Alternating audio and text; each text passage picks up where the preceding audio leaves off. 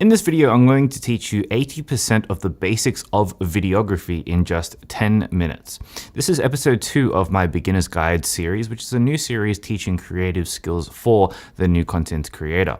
In episode 1, we covered 80% of the basics of photography. So with all of those skills in mind about things like shutter speed and aperture and ISO, we can build upon these skills and understand how to apply them in a video setting. Now, this entire series doesn't have a sponsor, but it is supported by the thousands of you wonderful people who get value out of all my courses, prints, presets, and ebooks over at patk.com. So thank you so much for all of the continued support. And it is because of you that I can continue to do free videos just like this one. All right, let's start at the top. Video is just like photography, except it's many frames taken within a second, played back at a certain speed to make it look like things are moving. In the cinema, the industry standard is 24 frames a second, or 24 FPS.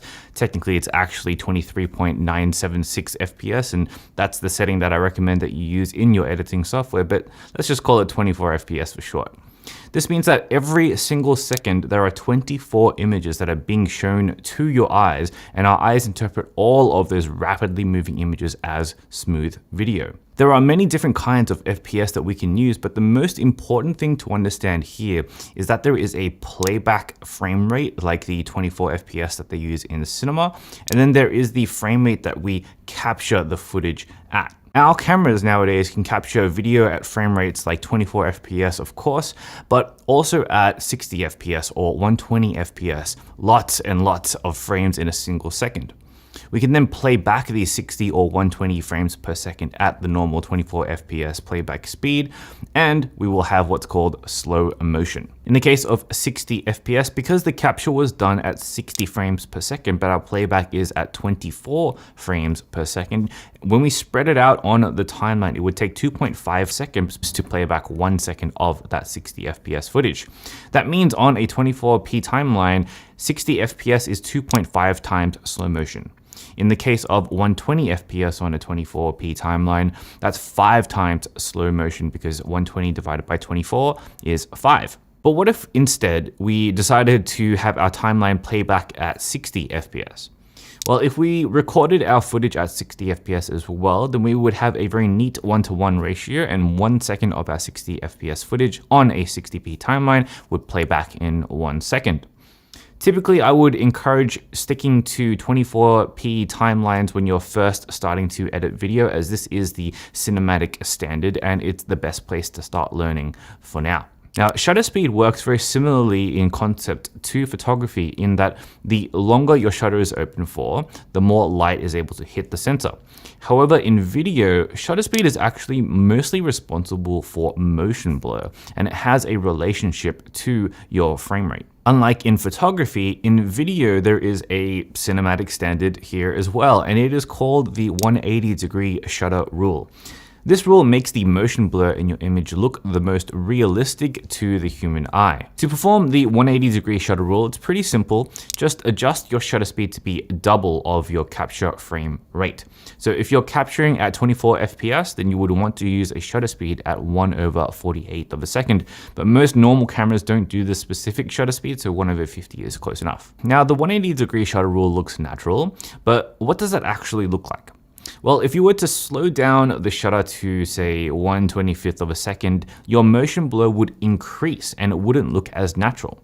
Same thing as going too fast as well. If you shot 24 FPS using a 1/200th of a second shutter speed, the shutter is refreshing so many more times per second, which means less motion blur and a less natural looking image. Sometimes that actually might be what you're looking for, when the camera is moving quickly or when there's a fast-paced action scene, but that's a little bit more advanced than what we're trying to learn right now. Just remember, try to get as close to double your frame rate as you can. Now, because we are so limited in our shutter speeds when it comes to video, sometimes when we're out about and shooting, with such low shutter speeds compared to what we do in photography, plus we want to keep our bokeh nice and creamy without wide apertures, we might find that we are severely overexposed because of our locked in shutter speed or aperture settings, and this is where ND filters come in.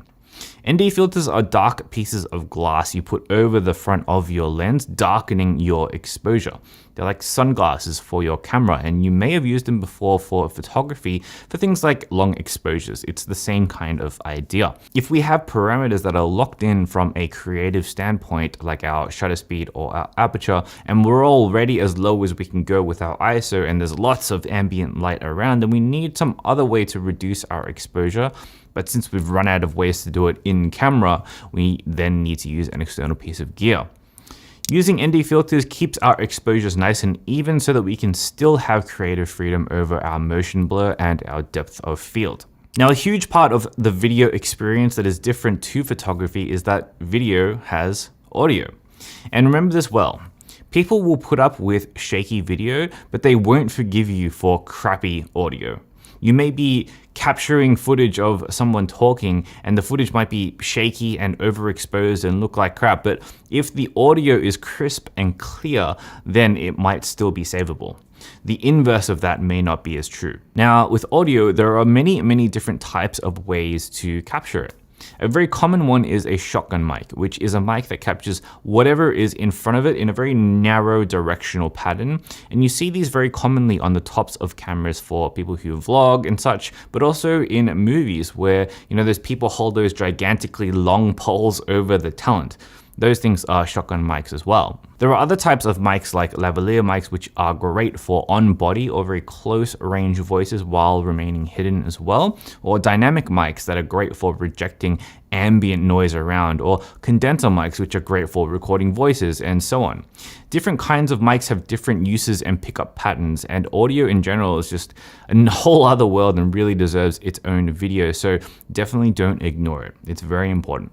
To get started, a simple shotgun mic like the Rode Video Micro will be more than enough and set you back less than $50. Another unique thing about video is that not only are the shots required to be set up from a compositional perspective, just like in photography, but also the movement of the camera is important too. In videography, you have camera movements, patterns, which the camera moves over time. Some basic ones are the pan, which is when you move the camera horizontally left and right while keeping the vertical axis still. This is perhaps the most common one and is great for following your subject or revealing information. Tilt is the same as pan, but up and down on the vertical axis instead of the horizontal. And then there's push in, which moves the camera closer to the subject and emphasizes what's going on in the scene. There's pull out, which is the inverse of that, which is great for revealing a scene. There's tracking shots, there's trucking shots, there's zooms, dollies, follow shots, and so many other different kinds of movement in video that you can really get lost in it. And that's kind of the absolute basics of a video, but of course we are just scratching the surface here. Cinematography, storyboarding, lighting, post-production, graphics, and titles and transition, the list goes on. There are so many wonderful things to learn, but I hope this video serves as a good primer and an introduction to the basics, and I hope it's good enough for you to get started in video because it is really fun. All right, that's it for this video. I'll see you in the next installment of the beginner series, which will be all about selecting your very first camera. So stay tuned for that. But until then, get out there and make something that matters. Peace.